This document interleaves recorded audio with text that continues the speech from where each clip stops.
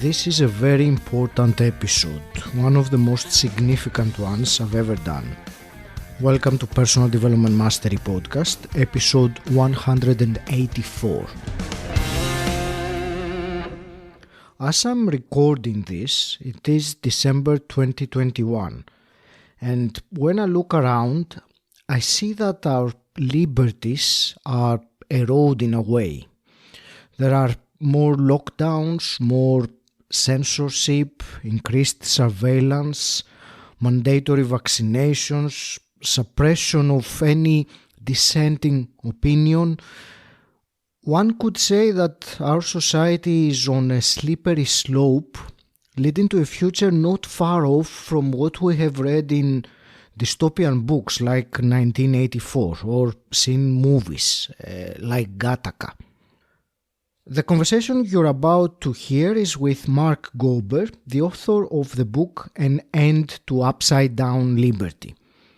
It is a conversation about our freedom being taken away by the government. And if you are concerned about the kind of society our children will live in, then pay close attention. In today's show, I am delighted to speak with Mark Gober.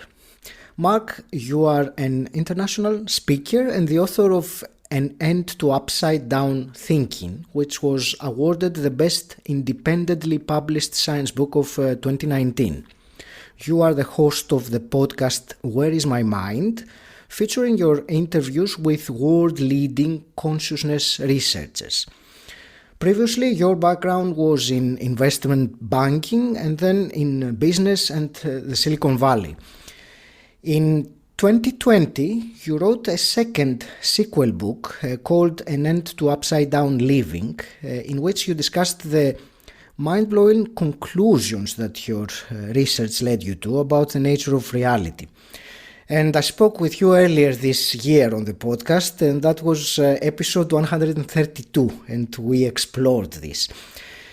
And very recently you released the third book of the trilogy, An End to Upside-Down Liberty, which you have dedicated to those who want to be free.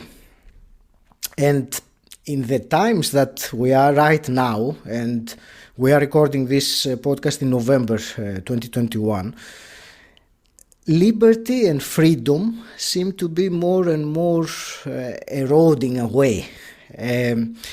So I think it's a very important topic. And Mark, I want to welcome you. Thank you for coming back. And I can't wait to discuss the message of your book today. Well, thank you so much for having me back. And I'm excited too.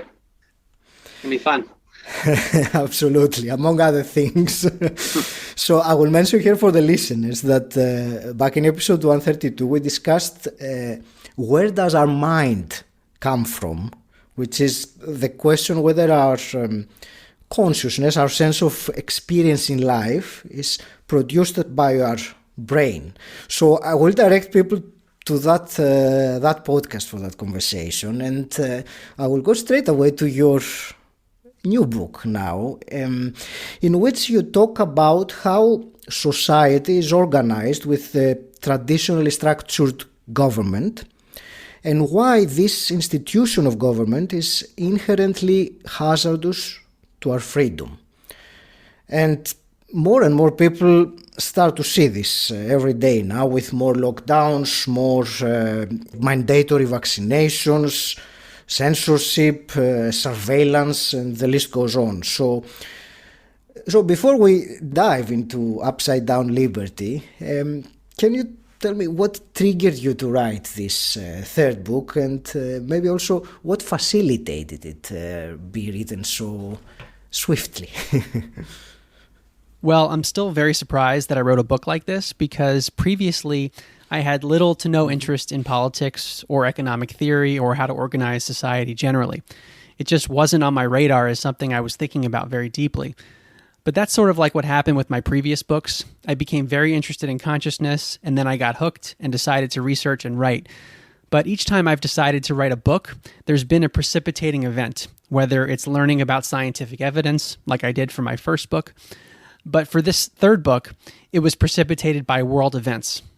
So the backstory is, I had just finished my second book, An End to Upside Down Living, at the beginning of the pandemic in 2020. And I had just left my job. I was a partner at Sherpa Technology Group in Silicon Valley.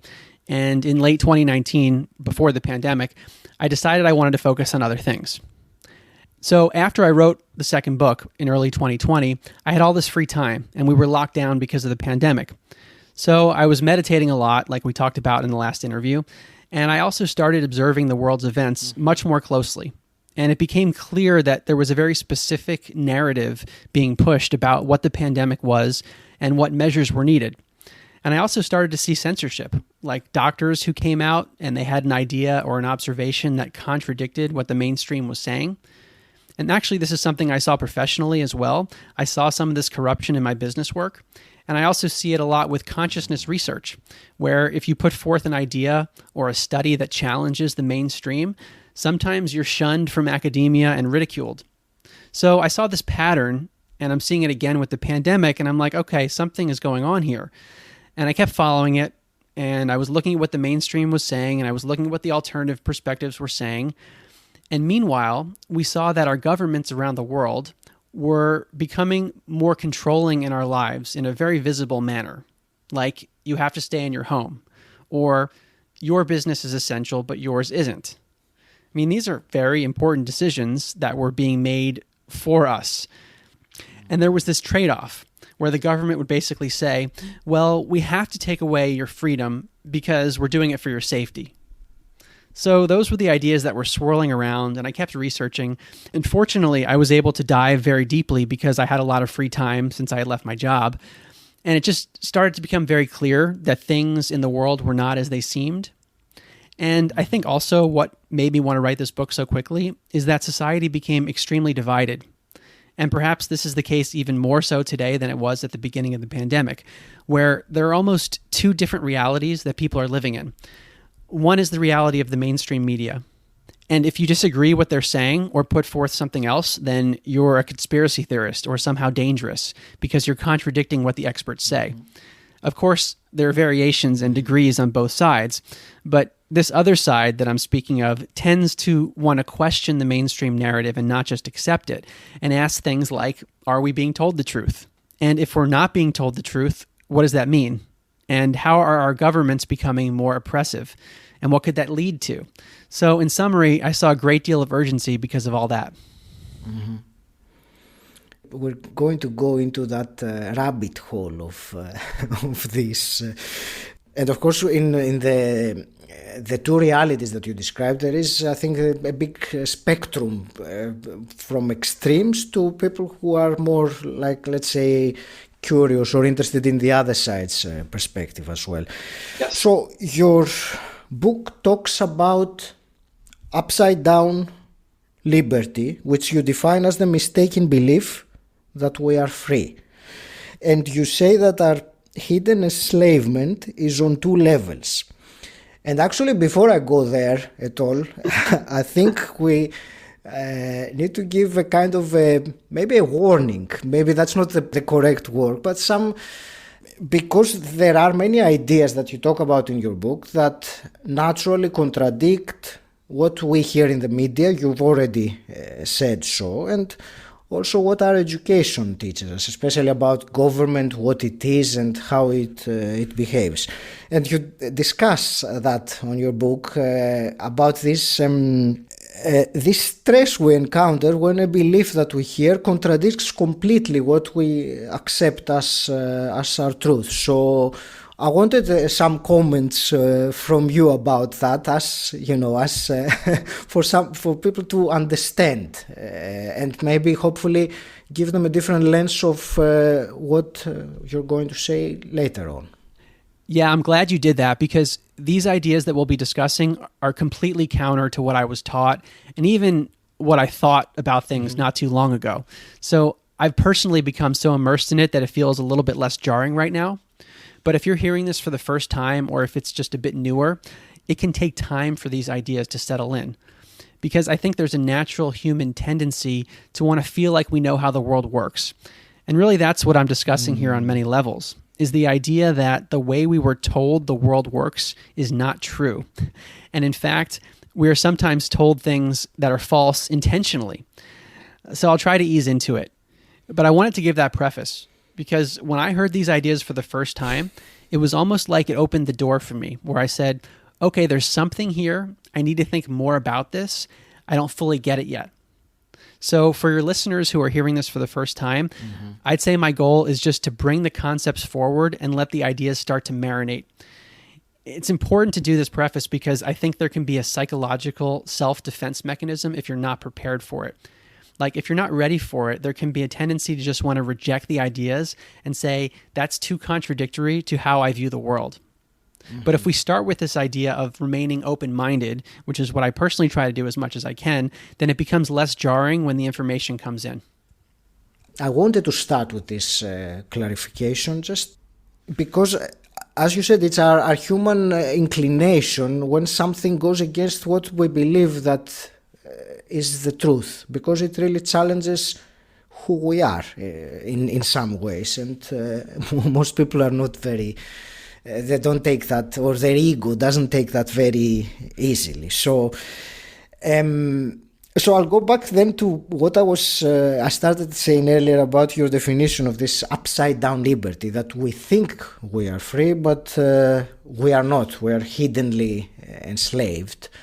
And of the two levels that you say that we are on, I will focus mainly on the physical level. And if I can give just an introduction with my own perspective as I saw what you're writing, and few people who are listening would disagree that if I say that liberty right now, we can see that it is eroded under the guise of providing safety. So for our protection, more and more of our rights are taken away, and there is a risk here of transformation of this situation evolving and transforming into a totalitarianism. And I will add here, look at what's happening in China and recently in Australia, in Austria, and I will dare to say coming soon to your country, wherever you are, because it's not going to stop there. So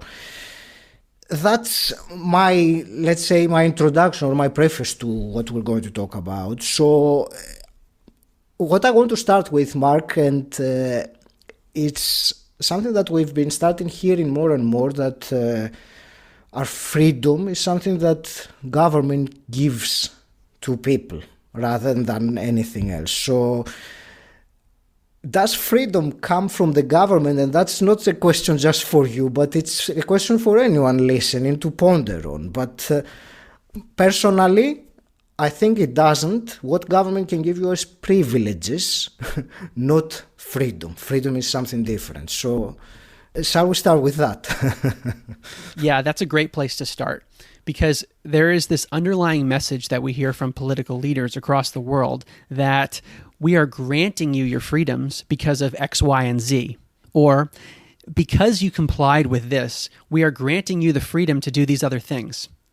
And we hear it so much that it's almost like natural or normal, or it seems that way. You know, we might just think, oh, of course, they're in charge and they're telling us what we can and can't do and they're trustworthy. But if we take a step back and think about it, like, should it be this way? And actually the ideas here start to move into the metaphysical stuff that we talked about in our previous interview. But the idea here is that I think innately we are free beings, meaning freedom doesn't come from a third party like government. And just having that understanding can make us start to question some of the messaging coming from governments. Because when they say to you, we're granting you these freedoms, it's almost like they're saying it in a benevolent way, like we're being so magnanimous to give you this freedom, when in fact, we've had the freedom all along. So why does this matter so much? I mean, in the worst case scenario, you could end up in a situation where we move into a communist or a fascistic or otherwise totalitarian society. And that's the lens that I've been using to evaluate the government's increasing intrusions into our lives. The concern is this: we could slowly evolve into scary situations. Like, for example, Nazi Germany didn't start with concentration camps on day one. It took time to get there. So when you start to hear language from politicians like, we're giving you these small freedoms if you do X, Y, and Z, at that point, you're already on the path to not being fully free. And so one of the things I'm hoping to get across in this interview and also in my book is just for us to be aware. Because if we're not aware of the negative possibilities, then we could fall prey to what many other civilizations and nations have in the past. Sure, and you have a definition somewhere in your book about freedom. You quote someone that freedom is a person's ownership rights in his own body and property. So, and I think also that's the first and maybe the most important freedom that one can has is freedom over his own or her own body, which we see more and more that it's something that has already started being violated, and it seems like it's getting worse. So I'm starting with that, if you want to add to that. Yes, I think that's a good place to start. This notion generally of private property, that's a central part of my book in terms of thinking about freedom. And it's typically defined in the broadest sense as anything that you rightfully own materially and also your body.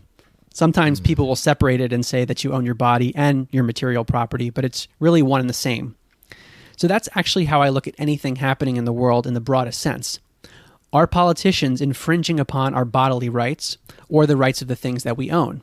Because if we don't fully own our bodies and our other property, then what are we? And when we start to investigate our own lives and look very closely at what's happening, we can see that actually we don't have full ownership or control over our private property, including our money.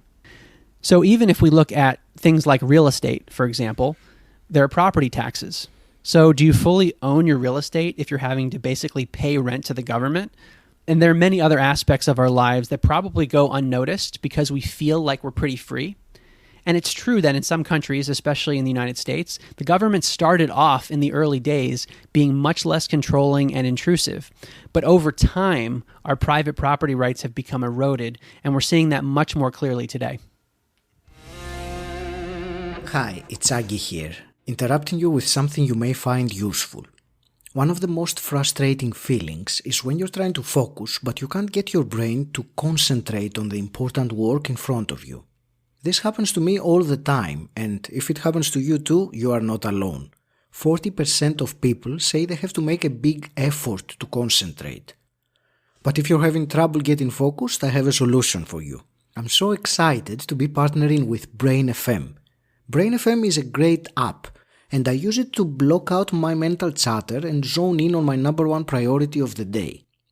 Brain FM uses functional music that is backed by science and research, and it is designed to give us that extra edge when we need our undivided attention. And they also have relaxation, meditation, and deep sleep modules that help you unwind and recharge. So if you want to be able to place your full attention exclusively in the activity you choose, whether that's meaningful work or relaxing or getting high quality sleep, right now, as my podcast listener, you get 20% off Brain FM subscription at brain.fm/Agi. That's an amazing deal for such a useful app. Thousands of people have given 5-star reviews to Brain FM. Find out why? brain.fm/Agi.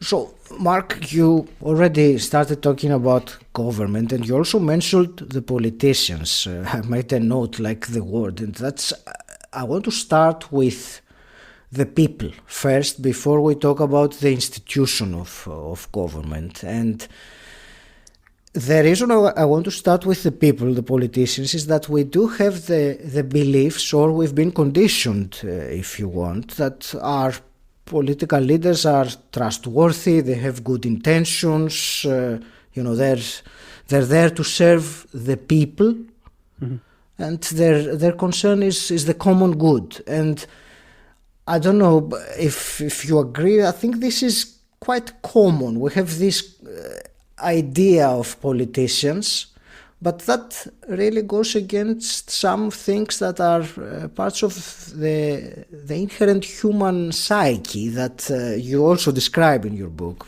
So that's something I wanted to start discussing about. Are really the politicians, the way that we perceive them to be, very honest people that are very altruistic and devoted to the common good, or could there be something else? Yeah.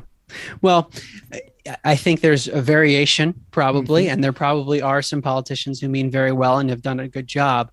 But should we assume that all politicians are that way? Even if they come across very well on TV, they speak well, they say the things that we want to hear, are they being truthful? And increasingly during the pandemic, and we've seen lots of mixed messaging, I've become much more and more skeptical of that. And also the positions of power can tend to draw a certain type of person. I'm not saying all people, but for example, in my book, I talk about the psychological phenomenon of a psychopath, which doesn't sound like a fun thing to talk about. It's not a fun thing to think about, but it's a psychological condition in which people have essentially no empathy. And what they care about is power. And most of us are good people. I really do feel that way, that most people are good. And it's difficult to imagine what it would be like to be psychopathic or even approaching that, because they can lie without caring at all. They could murder, they could kill. They have a completely different way of looking at the world. And you might not see it based on the way they act externally. So I think it's just wise as citizens, because we are effectively under the control of government, which we can talk about. But we don't have full freedom. And if those in charge don't have our best interests in mind, then we have to protect ourselves, or at least be vigilant. Otherwise, we could get in trouble. And history shows that people have gotten in trouble. So I want to raise that, because we should always be questioning and not always assume that someone has a benign intent.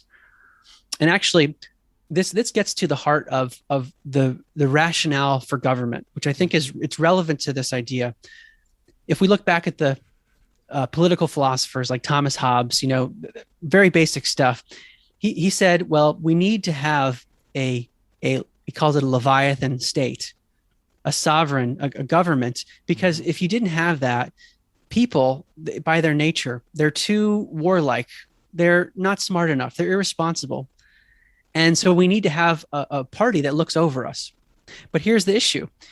If that is the case of human nature, and that's the rationale for creating a government, think about how we do it. We say, okay, well, we need someone to look over us. So we're going to take a subset of these people, us, who are stupid, irresponsible, and warlike, and we're going to put them in a position over us to rule us. And we say, well, it's okay. We can do that because we're electing them.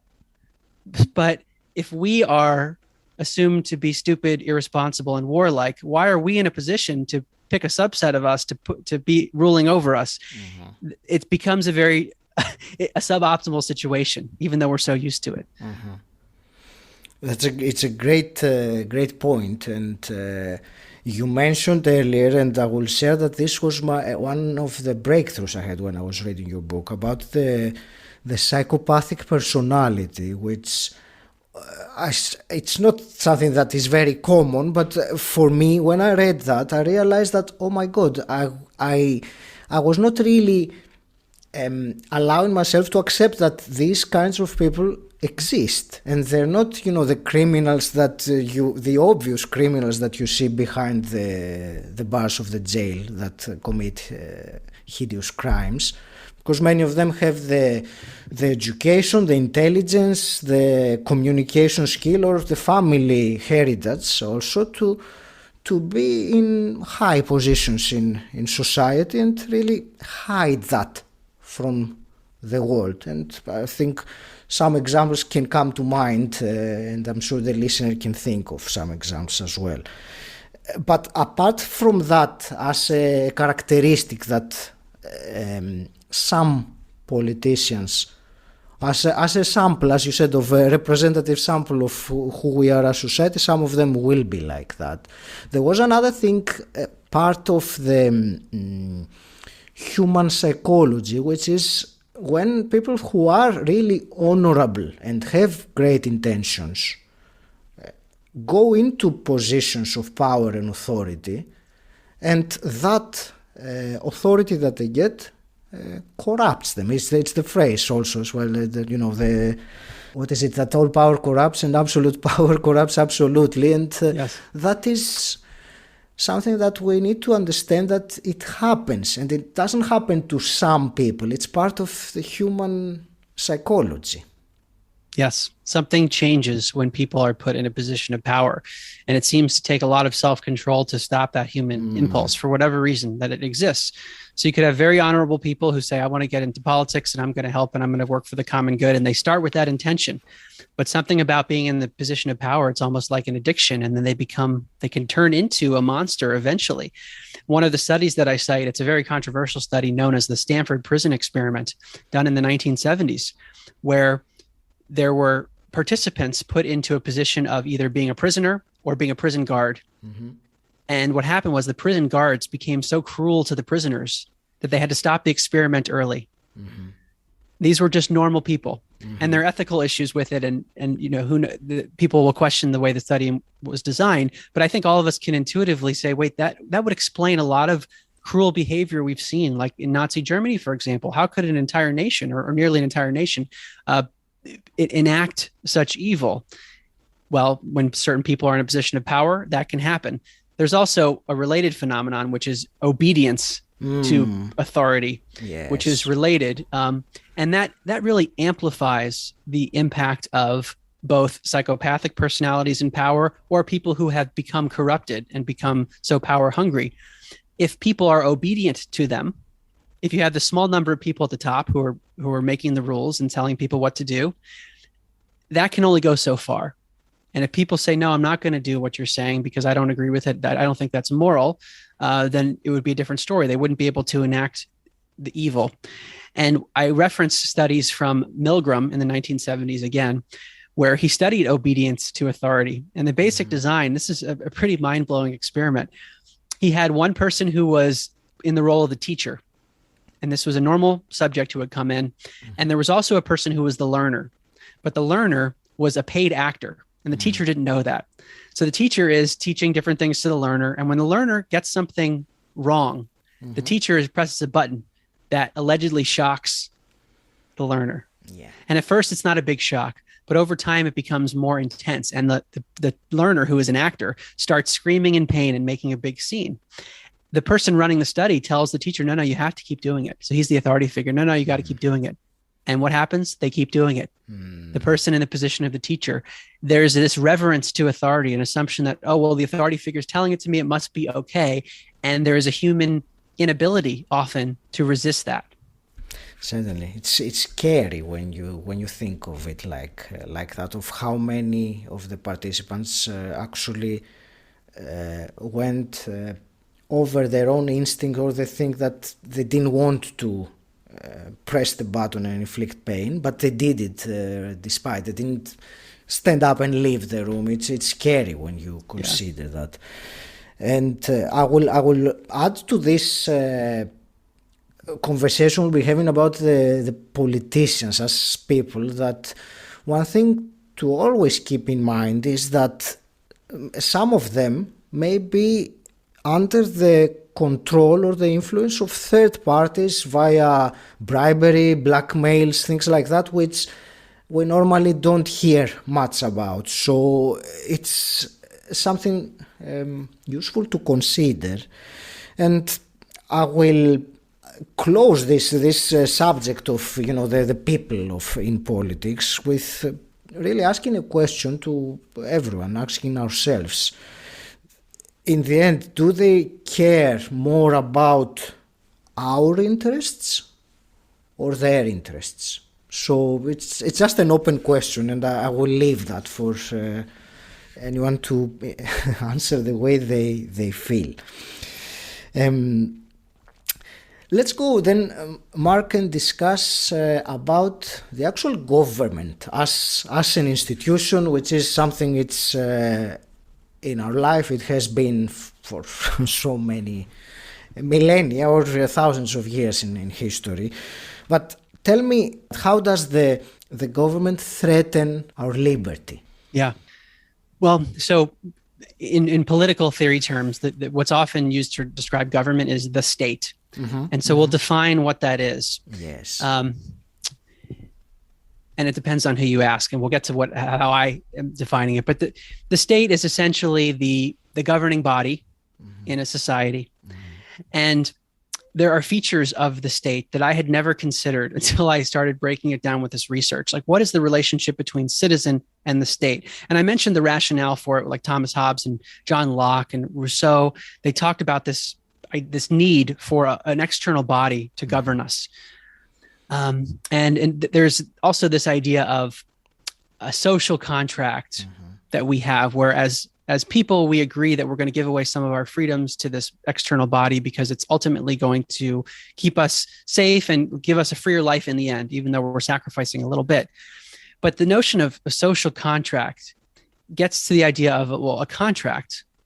Do we actually have a contract? So I was digging into the social contract. And where is this contract? I've done a lot of business before. I don't see anything that specifies this relationship between government and citizens and explains what the government's going to do. So that became very curious. And what you realize is that it's like there's an implied consent to be governed, but it's not explicit.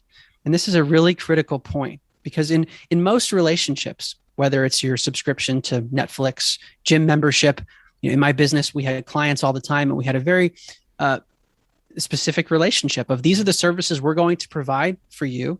If we fail to do that, then there are ways out. There's a termination potential. This is the price, and this is how pricing can be adjusted, all specified. With citizens and government, we have somewhat of a similar relationship because the government's providing services, and they're very important services: security, police, law, roads, so many services that the government provides. But unlike service providers in other areas, we don't have an explicit contract that explains what the government's going to do for us, what the penalties are if it doesn't succeed. And that leads to big problems because it's not a fully voluntary relationship. We can be forced to do things that we haven't contractually agreed to. So inherently, the government is problematic from that lens. So just let that sink in, because that was a big shift for me to realize, wait, why isn't it that the government isn't just another service provider like everything else? And when we break it down even further, part of a service provider, like I said, is you have an agreed upon pricing structure. Even if the pricing structure changes, you know what that's going to be, and you agree to it. How does the government obtain its revenue? Well, it's through taxation. And ultimately, if we don't have an explicit relationship, some people might consider taxation to be extortion or coercion. And they might say, well, I think the government services are important, but I don't feel it's moral to fund the war that you're getting engaged in. And you're taking my money to fund something that I consider to be immoral. Why can't I fund the things that I want to fund like I do for other service providers? I will speak about morality as well. It was one of the things. Since you brought it up now, it is obviously a big topic, and there is no, I don't know if you agree, but there is no black or white in what morality is or what one will accept, or different people will accept different things as moral. But with the thing with government, as I understand it by reading your book, was that at some point the question arise that I will either, because the government has passed a law, let's say an example, that I feel it's not moral in my own morals. What happens in that situation? Would I be morally justified to ignore that law because I think in myself that it's not moral? And there is no clear line there. It's very moral principles, and whether we have to obey others' moral principles, especially if it is, we're not talking about people, it's the state now. And you have a very good question in your book, and you said that even if you don't mind so far, or you believe that what the governments have imposed around the world, it's okay for any reasons.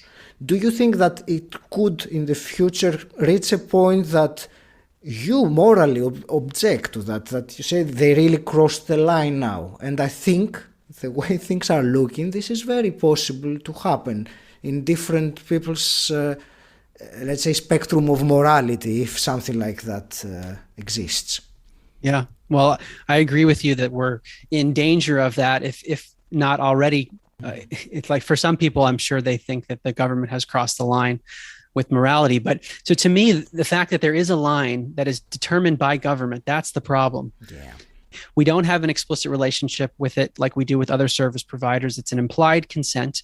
We need to have fully voluntary relationships, because then we are defining the morality ourselves.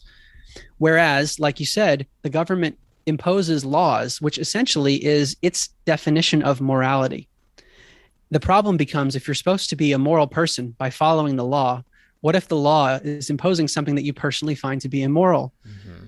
By being moral and following the law, you're being personally immoral. So it leads to a contradiction that is unresolvable in the end. And like you said, many of us probably will say, well, most cases, I don't disagree with the law. I'm fine with it. But when it crosses the line, personally, then you end up in a big problem. And that's what governments throughout history have turned into. They end up turning into a much more oppressive regime than maybe they started out as. Mm-hmm. Certainly, and I will. It's a reminder. If we look about in history, governments have been responsible for death, for wars, for destruction, enslavement, and we believe that this is acceptable, and we believe that it's necessary as well, because there is no other way. And you say very, very well there that it's time to break the spell, that this is really not the... it's a belief. And one other phrase I isolated from your book was that we, or the masses, or the people, if you want, involuntarily serve under the government without even realizing it. And you already mentioned that there is implied consent. There is not any explicit social contract, which we hear about it. And it's something to consider. And, I'm sharing now also that, because you said earlier that before you started researching about this book, you had no interest in politics or knowledge in that. And I will say, as an extension of that before I read your book, which has been very recently, it was like the last 2 weeks since I got it, I found myself interested more about politics and the government than I have ever been, because I would completely ignore these things. But it looks like we're reaching a point in history that we can't keep ignoring the things that we don't want to learn or find out about, because they are affecting our lives, they are impinging, encroaching on our lives, and we can see that already. Yeah. I see it as part of our evolution as a species to become more aware of our surroundings and our basic structure of society. I mean, think about it. Governments run the world. They dictate how society is going to function in so many ways. And it's such a prevalent institution that we don't often question it until these more extreme scenarios where the structure of government and government rights and individual rights affect all of our lives in a much more visible way every day. And talking about, these more extreme situations and the fact that many people, the vast majority, I would say, or maybe the majority, still see a different perspective than what we are discussing right now. There is a big element and a big power that the state has and has exercised and perfected over the years, and that's how they control the mind, the brainwashing, as sometimes we call it. But it is something that I want to discuss with you, and you have some brilliant examples in your book, and we can discuss a few of them if you want. I think it's important to realize, because sometimes when we think the term brainwashing or mind control, we will think, oh, this is not about us. It's that's what happens in North Korea, or these are the regimes that have this, or in China.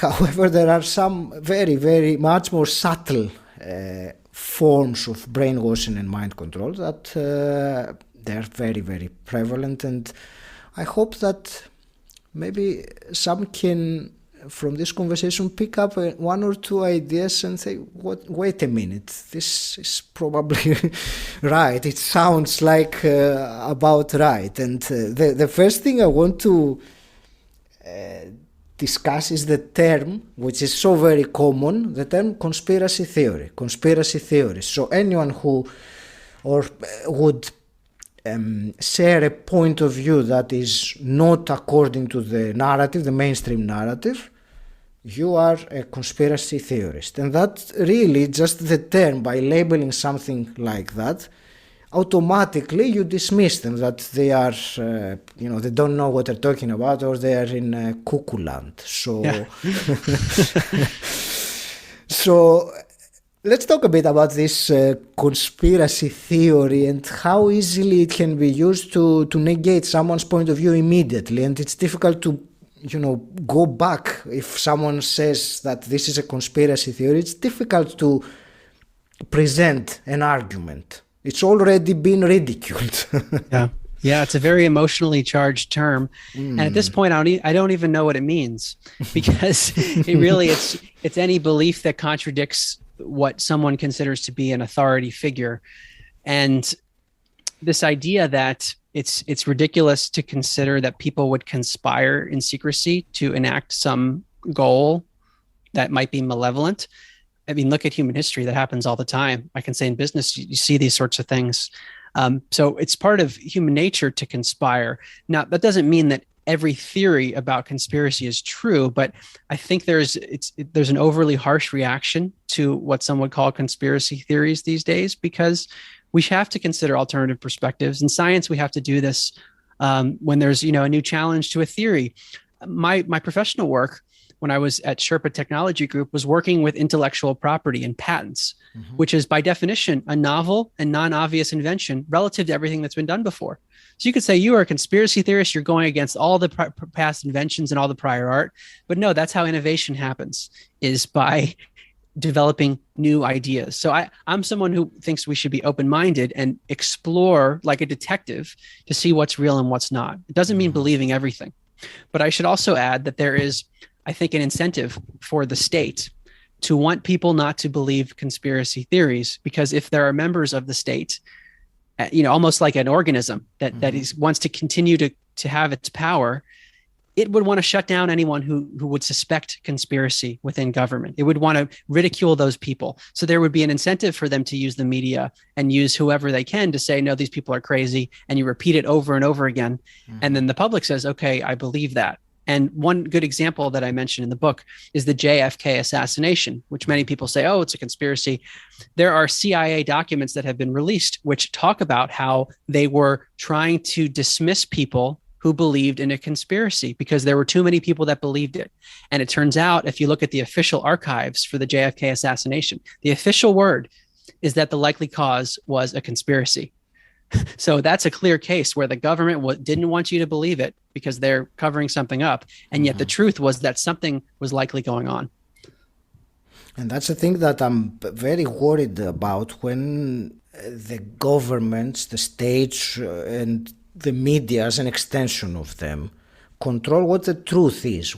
Because the truth is something that only by exposing different opinions you can actually tell which is the truth. And you mentioned the scientific, scientifically speaking, you have to allow opposite views in order to establish your view. It's very unscientific to try and silence anyone who has an opinion which is, or presents evidence which is not what you would like it to be. And we see that during the COVID pandemic with many doctors who speak out their opinion because they have treated thousands of patients, but in a different way than what the narrative says or the CDC asks of them, and they treated them very successfully, and they speak up, and they lose their work, they're being stigmatized, and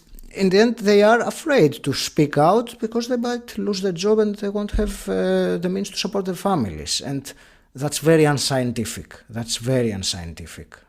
So I'm saying that because there is this phrase that is being pushed around so much, trust the science, but this is not science.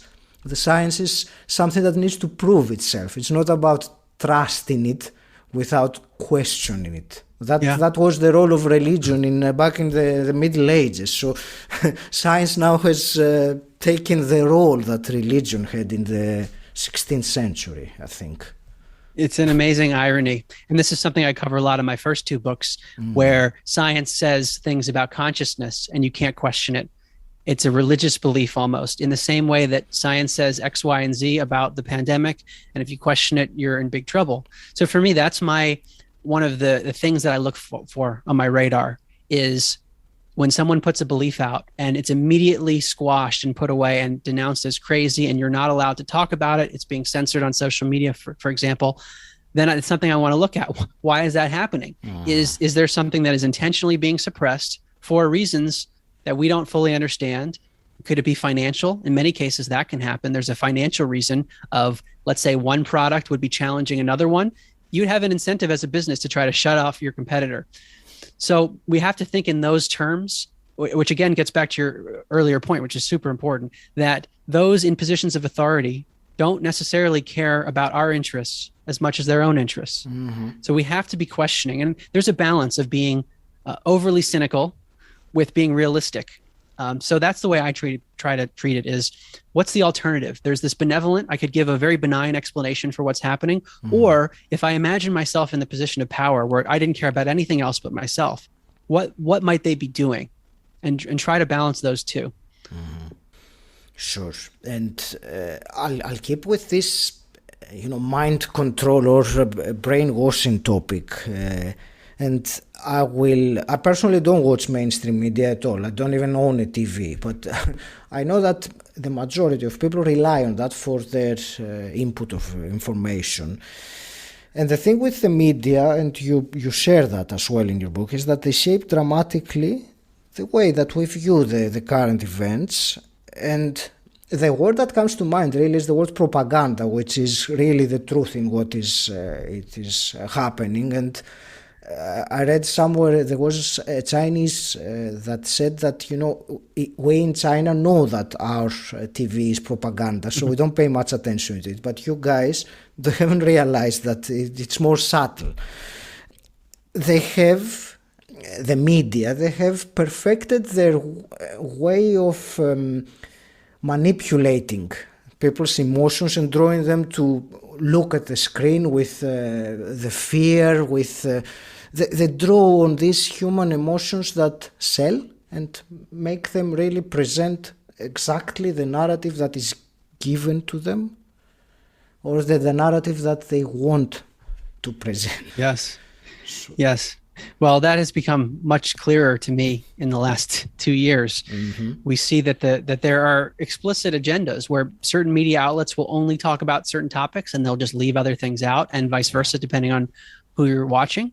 And there is this tendency again to think, well, this is the media, they're authorities, and they have our best interests at heart. But really, they're businesses, and they can be pulled financially by their sponsors or by those in power. And like you said before, there could be other influences like blackmail, like threats, like bribery. We don't know all the factors involved. And what you find, I can say in my own research, is investigating things independently, like looking at a primary document versus what the media tells you. There is a huge difference repeatedly. And it's pretty scary to think, because we know about the external world based upon our own personal experiences, which is very limited, and based upon what we read, what our education system tells us, and what the media tells us. How else are we going to know what's happening across the world? Someone had to see it or witness it and then get the message to us. And in that game of telephone, a lot can happen where things can be altered. And it seems to be the case that happens a lot. One example that I mentioned in my book, I mentioned something Nancy Pelosi, a Democratic congresswoman, said openly on C-SPAN. And I don't mean to single her out as just one person or just Democrats. This is something that happens in politics. And that's what she said. She said, this is politics. She described a phenomenon known as the wrap-up smear, where you smear someone that you want people to think badly of, and you do it with falsehoods. That's the word falsehood. So you lie about the person, and then you use the media to get the message and spread those falsehoods.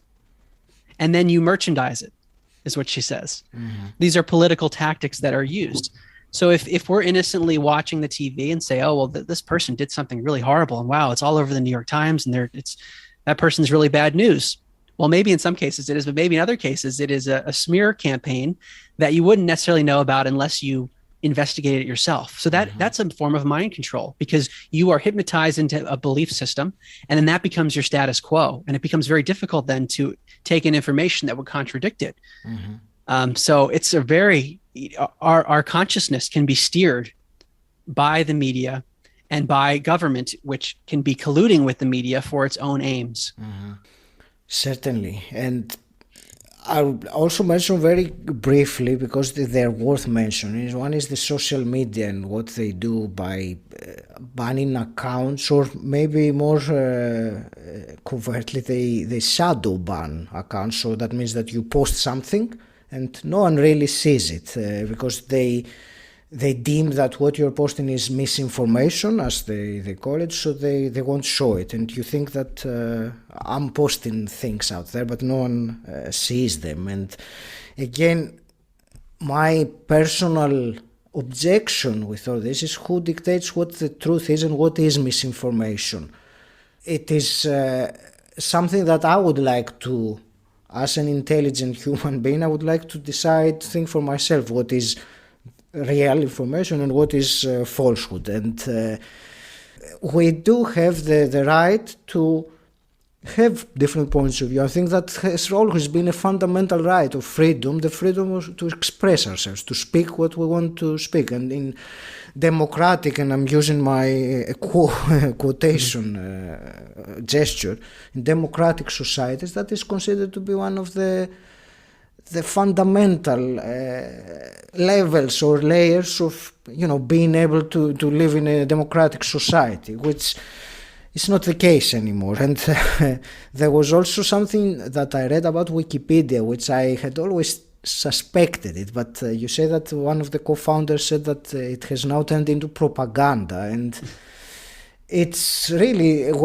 since I read that, I pay attention, and what Wikipedia said is a very filtered or curated version of especially people who present an opinion that is not favorable to the mainstream. Then they will be stigmatized, or the smear that you said, immediately. And most people won't go past, when you Google someone, usually Wikipedia is the first result that you get. So for most people that would be enough to deem that, this person is, a charlatan, or an anti-vaxxer, or however categorization you want to give, which is, again, I mentioned the word earlier, propaganda. And when the co-founder of Wikipedia says that, then he knows something about it, something important.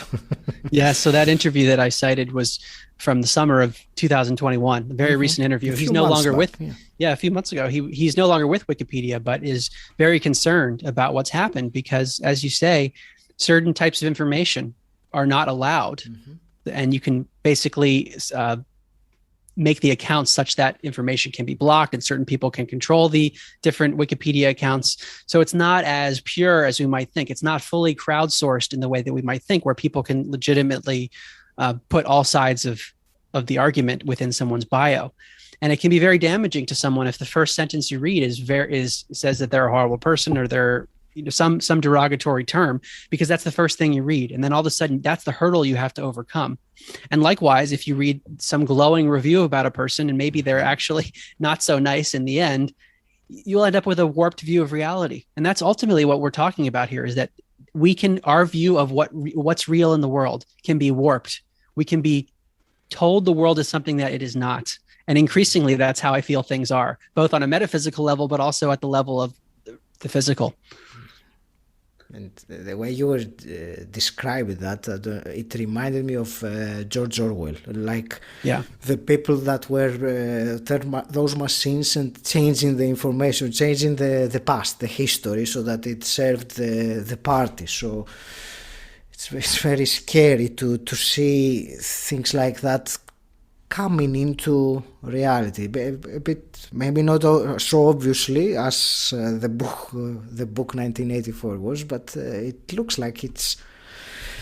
We used to call it dystopia, or a future, a dystopic future, and even a year ago, we would still think that no, this is very far-fetched, but I think right now more and more people are realizing that it's not far-fetched to be living in that totalitarianism society. As a matter of fact, we're heading towards there by the looks of it, unless something is done. And actually we'll talk about that as well.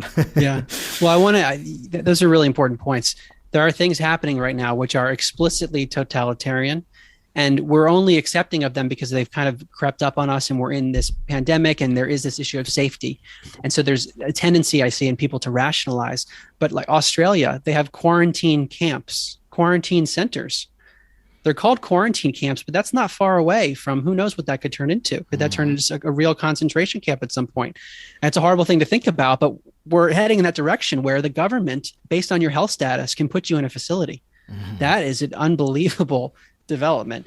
And like you mentioned, Austria, where they want to make vaccination compulsory, that's making a medical decision on your behalf, what could that lead to? What other medical decisions could people make with your body? So this is not far from totalitarian, and some would argue we already are there.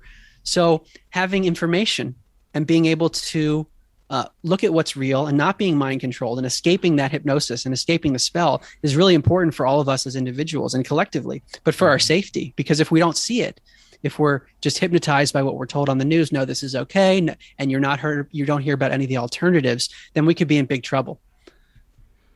There are many other things really in this brainwashing and mind control, and I will leave people to check your book out and read about them. Like you mentioned about, I'll just say the few words, the education system and how it is designed to, you call it instilling obedience to the state, which is, if we think about it, it leads to our belief system that the state, the governments are who we must turn to for them to take care of us in a way, like a parent or like a big brother. I think that is more appropriate. So I will end this part of the conversation really with again a question for the listener to consider, that we are programmed to believe that the government somehow is